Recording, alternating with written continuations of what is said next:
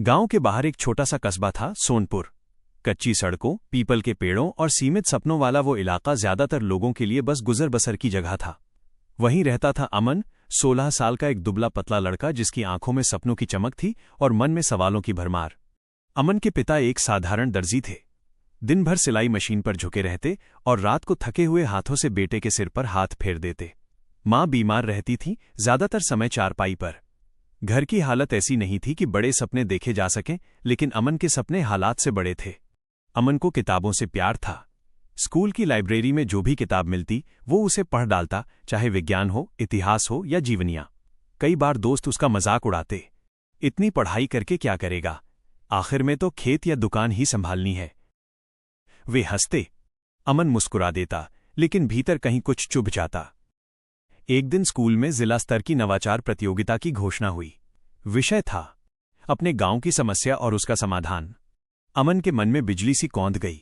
उसने देखा था कि बरसात में गांव की ज्यादातर फसल खराब हो जाती है क्योंकि पानी की निकासी का सही इंतजाम नहीं था। उसने तय किया कि वह इसी विषय पर काम करेगा। लेकिन समस्या ये थी कि उसके पास न लैपटॉप था, न इंटरनेट, न कोई मार्गदर्शक। फिर भी उसने हार नहीं मानी। हर शाम वो गांव के बुजुर्गों से बात करता, पुराने तालाबों की जानकारी लेता, नक्शे बनाता। कब्रिस्तान के पास बहने वाले नाले को वो घंटों देखता रहता।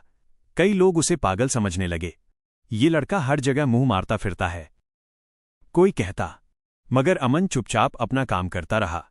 धीरे धीरे उसने कागज पर एक ऐसा जल निकासी मॉडल बनाया जिसमें बरसाती पानी खेतों में जमा होने की बजाय तालाबों में जाता और बाद में सिंचाई के काम आता। प्रतियोगिता का दिन आया। शहर के बड़े स्कूलों के बच्चे चमचमाते मॉडल और रंगीन चार्ट लेकर आए थे। अमन का मॉडल साधारण था, गत्ते, मिट्टी और पुराने पाइप से बना हुआ। जब उसकी बारी आई तो कई जजों ने उसे हल्के में लिया, लेकिन जैसे ही अमन ने बोलना शुरू किया, उसकी आवाज में आत्मविश्वास था। उसने न सिर्फ समस्या बताई बल्कि ये भी समझाया कि उसका समाधान कम लागत, स्थायी और गांव के हिसाब से उपयुक्त है। पूरा हॉल शांत हो गया। घोषणा हुई। पहला पुरस्कार अमन, सोनपुर। उस दिन अमन की आंखों में आंसू थे। पिता ने पहली बार बेटे को गले लगाया। मां ने कमजोर आवाज में कहा, तू वाकई कुछ बड़ा करेगा। पुरस्कार के साथ उसे शहर के एक अच्छे स्कूल में स्कॉलरशिप मिली। साल बीतते गए। अमन पढ़ाई में आगे बढ़ता गया। इंजीनियर बना। शहर में नौकरी के ऑफर आए, बड़ी कंपनियां थीं, मोटी तनख्वाह। लेकिन अमन का मन कहीं और था। एक दिन वो वापस सोनपुर लौटा। लोग हैरान थे, इतनी पढ़ाई करके वापस गांव? लोगों ने पूछा। अमन मुस्कुराया, मैं आगे बढ़ा हूं ताकि पीछे वालों का रास्ता आसान कर सकूं। उसने वही जल निकासी मॉडल असल जिंदगी में लागू किया, सरकार की मदद से, गांव के युवाओं को साथ लेकर।